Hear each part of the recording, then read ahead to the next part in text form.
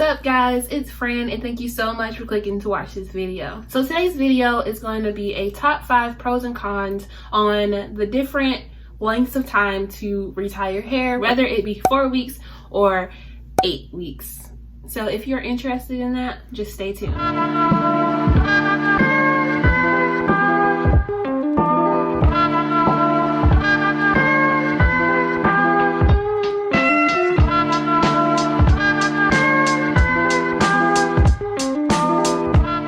Let me just do a disclaimer that I am very sorry. I have been very absent from my channel. My life has been crazy. I am back in graduate school. Family moved in, redecorating, changing my house to accommodate 3 people instead of 1, and so I just haven't had the time. But hopefully you guys are going to enjoy the next few videos that I do have in store for you guys, because I am almost at my 1-year Vlogmas, and I am super excited. So that video is going to be coming up next for you guys within the next week or next couple of weeks. So without further ado, let's just get into it. So if you guys didn't already know, I retighten my hair every 4 to 5 weeks, or I have been for the majority of my braid lock journey, and that's just because that is like the sweet spot where my new growth isn't too short to where there isn't really much to retie, but isn't too long to where it doesn't take me forever to retighten. So I prefer the 4-5 week sweet spot. However, I did watch quite a few videos that did promote waiting at least 8 to even sometimes 12 weeks to retighten your hair. My hair is not at the length, I don't think, or at the maturity to wait that full extensive 12-week period to retighten my hair. So I don't think I would ever do that, at least not anytime soon. I've done that for the last 2 retightnings, or last 1 retightening plus for the retightening that I'm coming up for my 1-year Vlogmas. I have some thoughts that I wanted to share with you guys, and let me know what you guys think. What is your experience? So let's start off with the cons. So for my con number 5, one of the things that I've noticed is that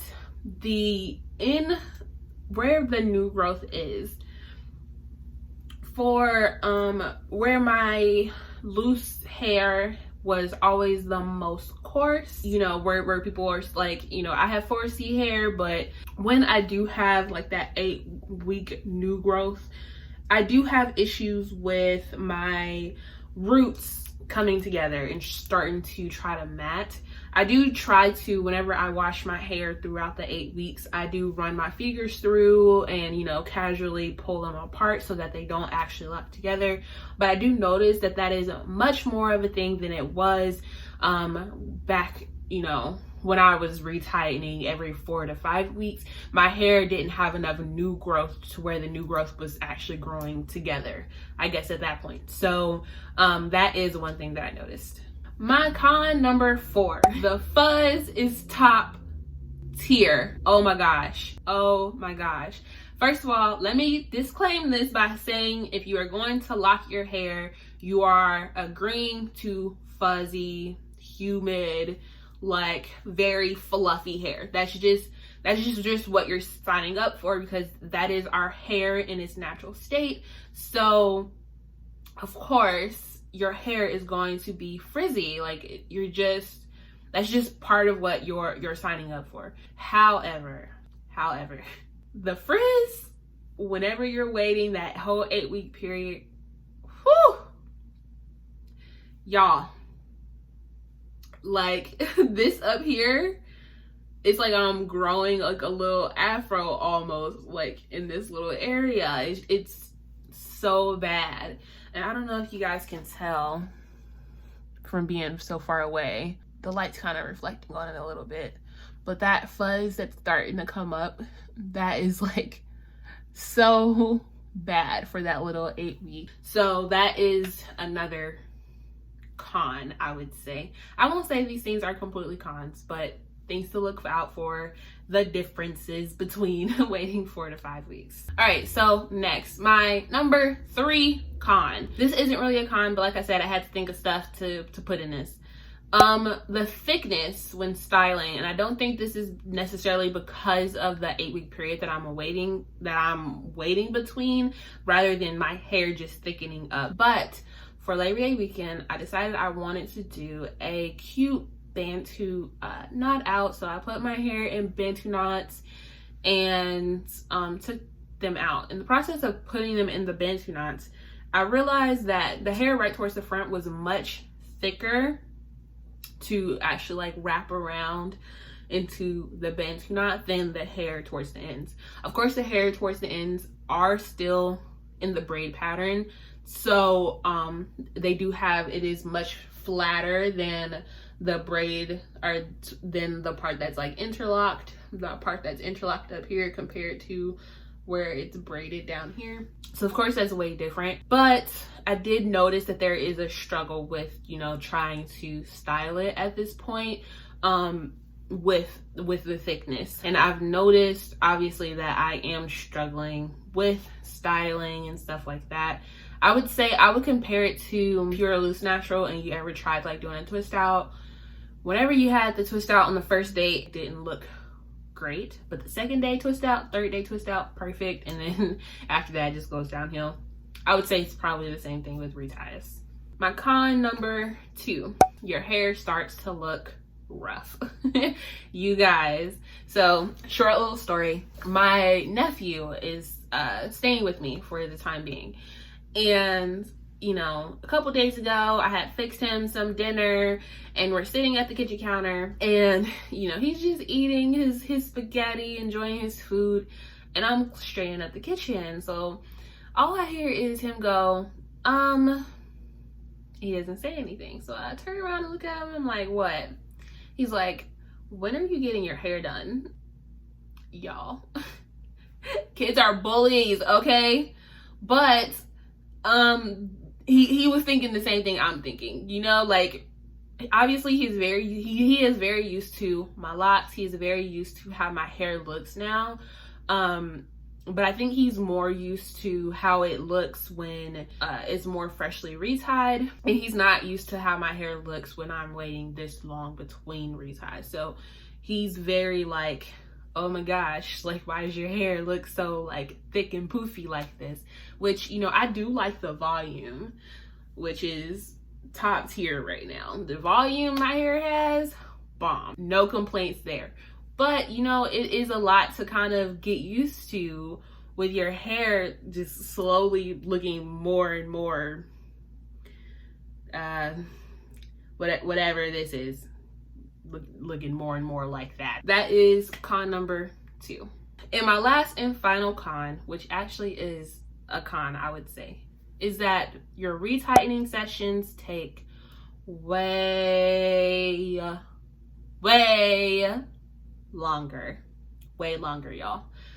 Like whenever I was retightening my hair for every 4 to 5 weeks, once I got good, my reties would probably take me 5 to 6 hours to do all together. Oh my gosh, this last retie, y'all,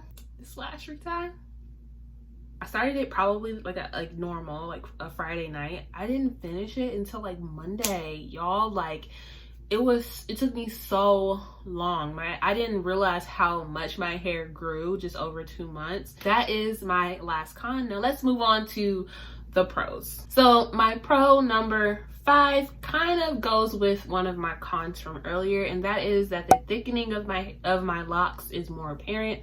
Like I said, the thickening between the interlock, oh snap, the thickening between like the interlock from here to here is my interlock, and then from here to here is still the braid. So the thickening of the interlocks is way more apparent, and so I'm noticing that my styles have way more volume than what they did whenever I was testing out styles. I am seeing that payoff, seeing that volume. When I did that Bantu knot out for Labor Day weekend, y'all, bomb. Cutest style. I was feeling myself. I will insert a clip of that here for you guys to look at. I was feeling myself. I sent that to the boo thing and everything. Like, look at me. Like, am I cute or what? I enjoyed that.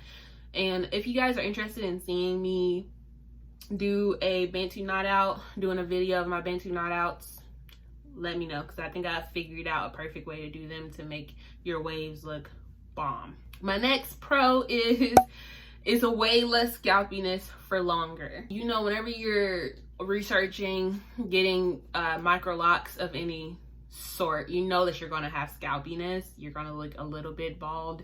It's gonna look very weird. Your hair looks very thin and brittle, to a certain extent at least. And that is one of the things that everybody kind of warns you about, is like, hey, whenever you're first getting your locks, like, don't be scared. You're gonna look a little bald. Don't be scared, especially if you have like low density hair. You're gonna be you're gonna have scalpiness.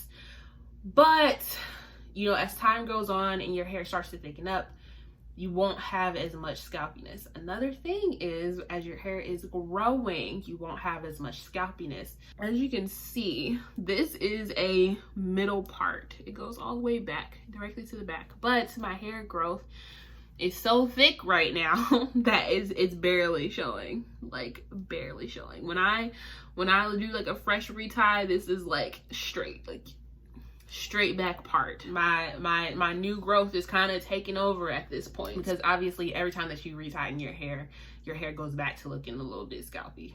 Another pro for waiting between, instead of doing 4 to 5 weeks, doing 8 weeks, is you can use that time for something else.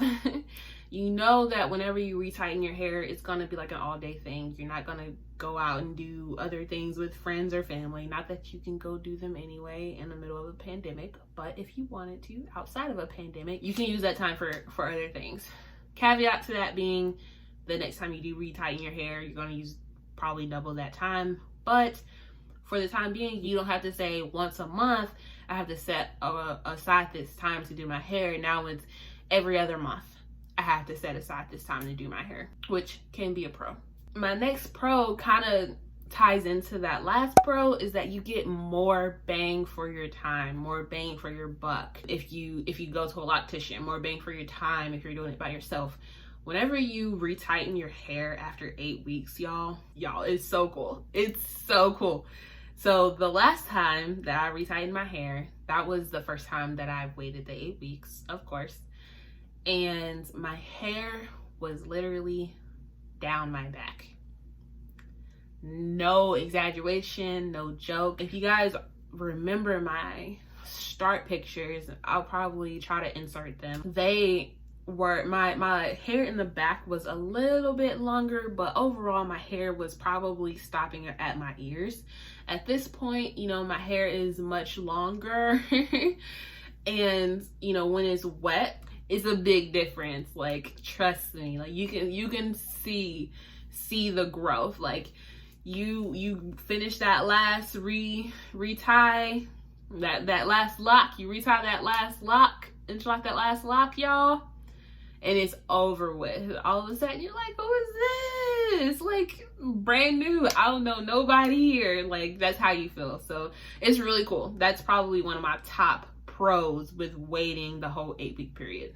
So that is it for my pros and cons. Like I said, top 2 pros is you get more bang for your buck and seeing your length, and number 1 is the length. Checking your length after 8 weeks is really nice, really cool.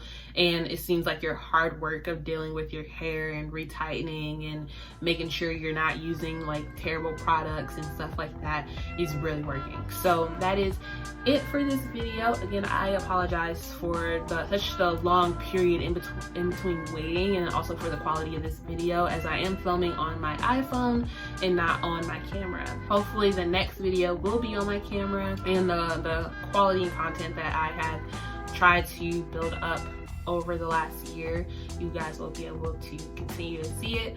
Also, shameless plug, I did start a vlog channel. Right now I only have 1 vlog up, which again, because I started to fall off with recording and stuff like that, but I will be documenting my weight loss journey and my Invisalign journey, because I do go and get Invisalign in a couple weeks.